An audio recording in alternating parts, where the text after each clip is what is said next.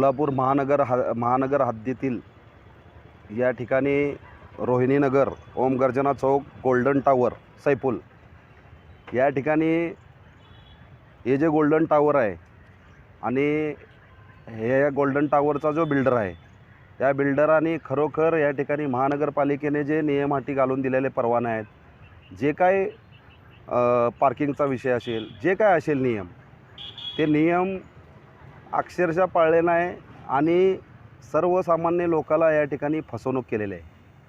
आज बरेच लोक या ठिकाणी त्या लोकांची आमच्याकडे तक्रार आहे की पैसे घेऊन या ठिकाणी अनेकाचे साठेखत केलेले आहेत. जवळपास आज अनेक वर्ष झालं ही बिल्डिंग फक्त लोकांकडनं पैसे घेणं आणि त्यांना फ्लॅट पण दिलं नाही आणि कसलंच काही नाही. ह्याच्यामध्ये खऱ्या अर्थाने या बिल्डिंगची चौकशी व्हावी, या टावरची. म्हणून आज या ठिकाणी आम्ही सोलापूर महानगरपालिका आयुक्त यांना आम्ही निवेदन दिलेलं आहे.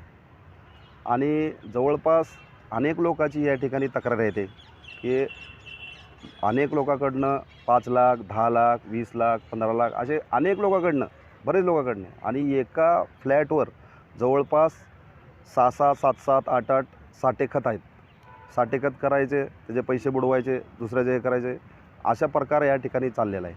आणि ज्यावेळी सर्वसामान्य माणूस या बिल्डरला विचारायला जातो, त्या ठिकाणी तो आरेरवीची भाषा करतो, काही गुंडाला मध्यस्थी घालतो आणि यामध्ये खऱ्या अर्थाने पोलीस प्रशासनातील काही अधिकारी या ठिकाणी भागीदार, पार्टनरशिप म्हणून आहेत. त्यामुळे ह्या प्रकार सुरू आहे. या संपूर्ण गोल्डन टावरची चौकशी होऊन या ठिकाणी कायदेशीर कारवाई करण्यात यावी, या अनुषंगाने या ठिकाणी आज आम्ही निवेदन दिलेलं आहे.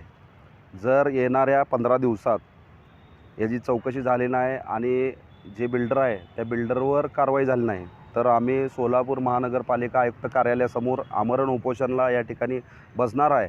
आज सोलापूर जिल्ह्यामध्ये, सोलापूर शहरामध्ये महानगरपालिकेच्या हद्दीमध्ये फक्त 96च प्रकार नाही तर बरेच प्रकार आहेत. आणि हे बिल्डर लोक, हे लँड माफिया लोक अनेक गोरगरीब लोकांची या ठिकाणी, सर्वसामान्य जनतेची फसवणूक करून खऱ्या अर्थाने जे आरक्षित जागा आहेत, जे DP रस्ते आहेत ते बळकवले आहेत. नदी नाले च्या ठिकाणी या ठिकाणी अतिक्रमण करून मोठमोठे इमारती या ठिकाणी उभा केल्या आहेत. तर ह्याच्यावर खऱ्या अर्थाने माननीय आयुक्त साहेबाचं दुर्लक्ष व्हायला आहेत का? कारण मध्यंतरी 96 प्रकरणं काढले. आता त्या 96 प्रकरणाचं काय झालं?